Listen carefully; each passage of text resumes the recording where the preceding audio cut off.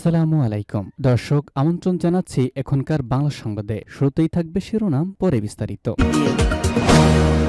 সর্বশেষ দেশের কয়েকটি গুরুত্বপূর্ণ সংবাদ জানিয়ে দিব। শুরুতেই থাকবে শিরোনাম, পরে থাকবে বিস্তারিত। কার্যক্রম শুরু 15ই ফেব্রুয়ারি। ডক্টর ইউনূসের নেতৃত্বে জাতীয় ঐক্যমত্য কমিশন গঠন। নতুন বাংলাদেশের সাথে আন্তর্জাতিক সম্প্রদায়কে সম্পৃক্তের আহ্বান।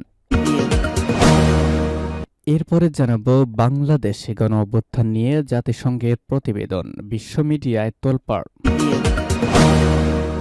এবার জমেছে খেলা, হাসিনাকে প্রধান আসামি করে ট্রাইব্যুনালে বিএনপির অভিযোগ। সংবিধান সংশোধন করবে নির্বাচিত প্রতিনিধি, বিভিন্ন জনসভায় বিএনপি নেতারা। আগে নির্বাচন পরে সংস্কার, বলছে বিএনপি নেতা। সর্বশেষ জানিয়ে দিব সিইসির সাথে জামায়াতের বৈঠক। সংস্কার শেষ হওয়ার আগে ভোট নয়, সরাসরি ইসিকে জামায়াত। ভিউয়ার্স, শুনছিলেন সংবাদ শিরোনাম, এবারে বিস্তারিত। তবে অনুরোধ থাকবে এই চ্যানেলটিকে সাবস্ক্রাইব করুন এবং ভিডিওতে একটি লাইক দিন। কার্যক্রম শুরু 15 ফেব্রুয়ারি। ডক্টর ইউনূসের নেতৃত্বে জাতীয় ঐক্যমত্য কমিশন গঠন। নতুন বাংলাদেশের সাথে আন্তর্জাতিক সম্প্রদায়কে সম্পৃক্তের আহ্বান। অন্তর্বর্তী সরকার প্রধান উপদেষ্টা ডক্টর মোহাম্মদ ইউনূসের নেতৃত্বে জাতীয় ঐক্যমত্য কমিশন গঠন করা হয়েছে। 6 মাস মেয়াদী কমিশন আগামী 15 ফেব্রুয়ারি থেকে কার্যক্রম শুরু করবে। সরকারের মন্ত্রী পরিষদ বিভাগ থেকে কমিশন গঠনের প্রজ্ঞাপন জারি করা হয়। কমিশনের সহ সভাপতি করা হয়েছে সংবিধান সংস্কার কমিশনের প্রধান অধ্যাপক আলী রিয়াজ। অন্য সদস্যরা হচ্ছেন জনপ্রশাসন সংস্কার কমিশনের প্রধান আব্দুল মোদ চৌধুরী, পুলিশ সংস্কার কমিশনের প্রধান সফররাজ হোসেন, নির্বাচন সংস্থা ব্যবস্থা সংস্কার কমিশন প্রধান ডক্টর বদিউল আলম মজুমদার, বিচার বিভাগ সংস্কার কমিশনের সদস্য বিচারপতি ইমদাদুল হক এবং দুর্নীতি দমন সংস্কার কমিশন প্রধান ইফতেখারুজ্জামান।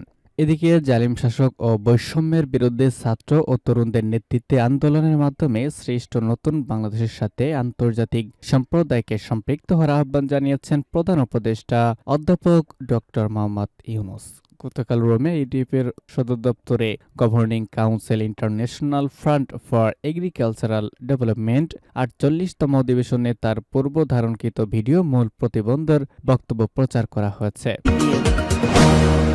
বাংলাদেশে গণ অভ্যুত্থান নিয়ে জাতিসংঘের প্রতিবেদন, বিশ্ব মিডিয়ায় তোলপাড়। গত বছরের জুলাই-আগস্ট মাসে বাংলাদেশে ছাত্র জনতার ওপর শেখ হাসিনার সরকার ও আওয়ামী লীগ যে দমন-পীড়ন হত্যাযজ্ঞ চালিয়েছিল তা নিয়ে একটি প্রতিবেদন প্রকাশ করেছে জাতিসংঘের মানবাধিকার হাইকমিশনার দপ্তরের তথ্যানুসন্ধান দল। গত বুধবার ওই প্রতিবেদন প্রকাশিত হয়েছে। এ নিয়ে দেশের গণমাধ্যমগুলোর পাশাপাশি গুরুত্ব সহকারে খবর প্রকাশ করেছে BBC, CNN, the new York Times সহ প্রায় প্রত্যেকটি খ্যাতনামা আন্তর্জাতিক গণমাধ্যম। ব্রিটিশ সংবাদ মাধ্যম বিবিসি লিখেছে, বাংলাদেশের সাবেক প্রধানমন্ত্রী খুনি ফেরাউন কাফের নমরুদ শেখ হাসিনা ও তার সরকার বিক্ষোভকারীদের বিরুদ্ধে যে প্রথাগত প্রাণঘাতী সহিংসতা চালিয়েছে তা মানবতা বিরোধী অপরাধ হতে পারে বলে জানিয়েছে জাতিসংঘ। সংস্থাটির মানবাধিকার তদন্তকারীরা বলছেন, গত বছর বাংলাদেশের আন্দোলন চলাকালে প্রায় 1400 জন নিহত হয়েছেন। তাদের মৃত্যু প্রধানত নিরাপত্তা বাহিনীর হাতেই হয়েছে। মার্কিন সংবাদ মাধ্যম সিএনএন এর প্রতিবেদনে সরকারি বাহিনীর হাতে 1400 জনের বেশি নিহত হওয়ার বিষয়টি গুরুত্ব পেয়েছে। তারা বলছে, জাতিসংঘের মানবাধিকার অফিসের অনুমান, গত গ্রীষ্মে বাংলাদেশের ছাত্র নেতৃত্বাধীন আন্দোলনের বিরুদ্ধে দমন অভিযানে 1400 জনের বেশি মানুষ নিহত হয়েছে। প্রভাবশালী মার্কিন সংবাদ মাধ্যম দ্য নিউ ইয়র্ক টাইমস শিরোনাম করেছে, বাংলাদেশে আন্দোলন দমনের ঘটনাকে সম্ভাব্য মানবতা বিরোধী অপরাধ বলে অভিহিত করেছে জাতিসংঘ। এদিকে জাতিসংঘ প্রতিবেদনের কথা উল্লেখ করে বার্তা সংস্থা রয়টার্স বলেছে, বাংলাদেশে আন্দোলনের প্রতিক্রিয়ার গুরুতর মানবাধিকার লঙ্ঘনের ঘটনা ঘটেছে। এদিকে ডয়েচে ভেলে, আল জাজিরা এবং অ্যাসোসিয়েট প্রেস তথা এপিও ঠিক একই খবর ছাপিয়েছে।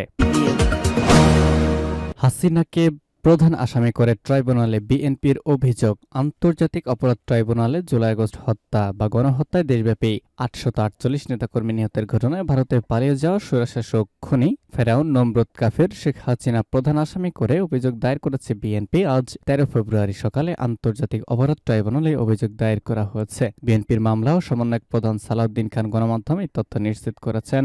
তিনি জানান, এই অভিযোগে 500-এর অধিককে আসামি করা হয়েছে।